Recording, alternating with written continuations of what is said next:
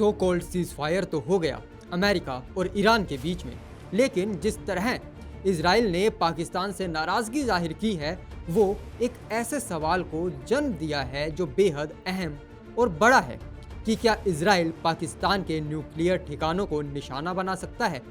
इसे विस्तार से समझने का प्रयास करते हैं। दरअसल अमेरिका और ईरान के बीच भले ही सीज फायर की बात सामने आई हो, लेकिन ज़मीनी हालात कुछ और ही कहानी बयां कर रहे हैं। इजराइल इस मध्यस्थता से पूरी तरह सहमत नहीं दिख रहा और जिस तरह से सीज फायर के बाद भी लेबनान में उसके हमले जारी हैं, उससे साफ है कि तनाव अभी भी खत्म होने वाला नहीं है। इस बीच एक नया एंगल सामने आया है, पाकिस्तान। दरअसल अमेरिका और ईरान के प्रतिनिधियों की इस्लामाबाद में बैठक की खबरें हैं, जिसमें पाकिस्तान खुद को एक मध्यस्थ के रूप में पेश करने की कोशिश कर रहा है। लेकिन इजराइल को पाकिस्तान की इस भूमिका पर भरोसा नहीं है, बल्कि वो इसे संदेह की नज़र से देख रहा है।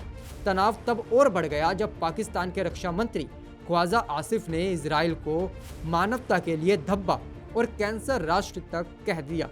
इस बयान के बाद इजराइल ने कड़ी प्रतिक्रिया दी। हालांकि बाद में आसिफ ने अपना बयान हटा लिया, लेकिन सवाल यहीं खत्म नहीं होता। असल मुद्दा है पाकिस्तान के परमाणु हथियार। हाल के दिनों में इजराइल के कुछ पूर्व अधिकारियों ने पाकिस्तान के न्यूक्लियर प्रोग्राम को लेकर चिंता जताई थी, जो इस समय अहम हो जाता है।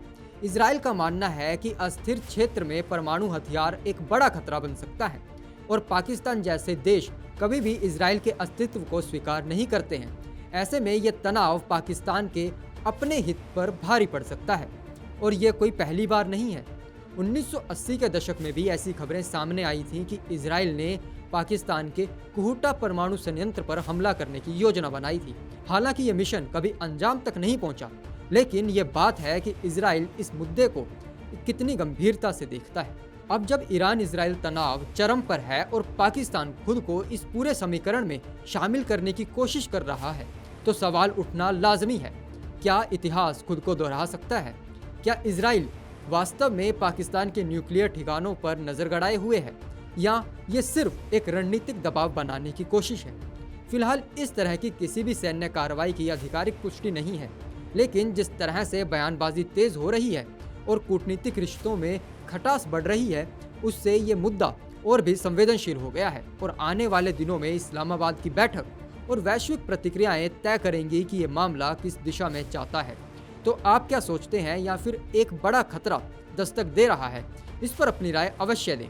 फिलहाल खबर में इतना ही। देश और दुनिया की तमाम खबरें जानने के लिए देखते रहिए राष्ट्रवाणी।